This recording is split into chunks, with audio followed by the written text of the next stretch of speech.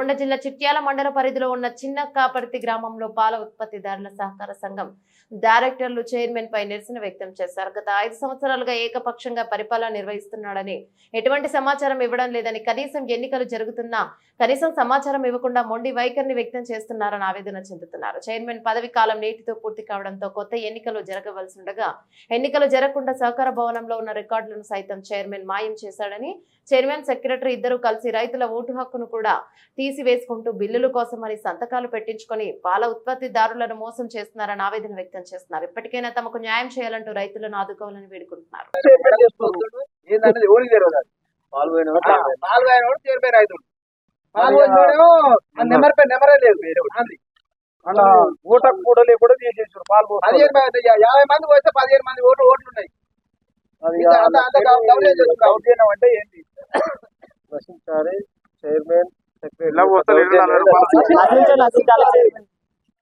పొద్దుగాల పాలు తెచ్చిన దాకా మాకు ఊరి తెలియదు. మీద పాలు తెచ్చారు, అందరు కలిసి పాలు ఆపిరు, పాలు పోయలేయాల ఎలక్షన్ అని ఇవ్వాలని తెలిసింది. మాకు తెలిసిన తర్వాత మా సెక్రటరీని చెప్పాలి, ఆయన చెప్పాలి. పాలోళ్ళు పొద్దుగాల 6 గంటలకు వచ్చిన వాళ్ళు 7:30 దాకా 8 దాకా ఇన్ని బండి వెళ్ళిపోయింది. ఏం చేద్దామంటే మాట్లాడాలి, చైర్మన్ పెట్టుకుందాము, నెంబరు పోయింది, ఓ నెంబర్ పెట్టుకుందామని అనుకున్నాం. మాట్లాడదామంటే కథం ఈయన తాళం వేసుకొని ఇటు పోయిండు. ఆయన ఆల్రెడీ ఏం చేస్తారు అని రామకృష్ణ ఇంటికి వెళ్ళిపోయింది. సెక్రటరీ వస్తున్నా అని ఈడంగా వచ్చిండు, రాలే పొరగాలు చెప్పి ఈడంగా వెళ్ళి ఊరంగా వెళ్ళి మళ్ళీ బాయికాడు పోయిందంట.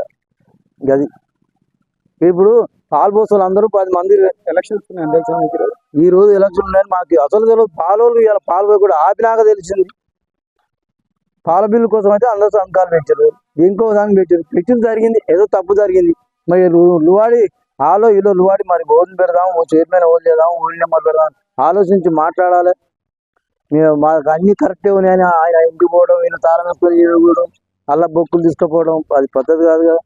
ఇప్పుడు ఈయన బయట 1,00,000 రూపాయలు పెట్టి బయట కొన్నాడు, పాలు పోస్తుండు, ఆయనకు న్యాయం జరగాలి. వీళ్ళు ఇట్లా చేస్తారైనా ఊళ్ళో బరలేకుండా ఆయన పరిస్థితి. ఇప్పుడు ఫోన్ ఎత్తే ఇంతమంది ఎవరు సెక్రటరీ ఉండి రావాలి, చైర్మన్ అంటే రాలేదనుకో, సెక్రటరీ ఉండాలా ఉండొద్దు. ఆయన ఎవరు లేకుండా అయ్యారు. 2 రోజులు పాలు మాత్రం ఇళ్ళ పోసే ముచ్చట్లేదు, కాకులు ఇంకో సంటరణ పెడతాం కానీ ఇళ్ళ వదిలిపెట్టే ముచ్చట్లేదు. చిన్నకాపర్తి గ్రామంలో పాల సెంటర్ యొక్క ఎన్నికల నోటిఫికేషన్ రైతులకి ఎవరికి తెలియకుండా సెక్రటరీ గారు, చైర్మన్ గారు ఇద్దరు కలిసి ఆలంతరాలే కుమ్మక్కయి రైతులతో సంతకాలు చేయించుకొని దొంగ సంతకాలతోటి చైర్మన్ కావడానికి సూచించారు. ఇది ఏది లేకుండా రైతులకు తెలియకుండా చేయడం వల్ల ఈ ఎన్నికలు రద్దు చేయవలసిందిగా కోరుచున్నాము.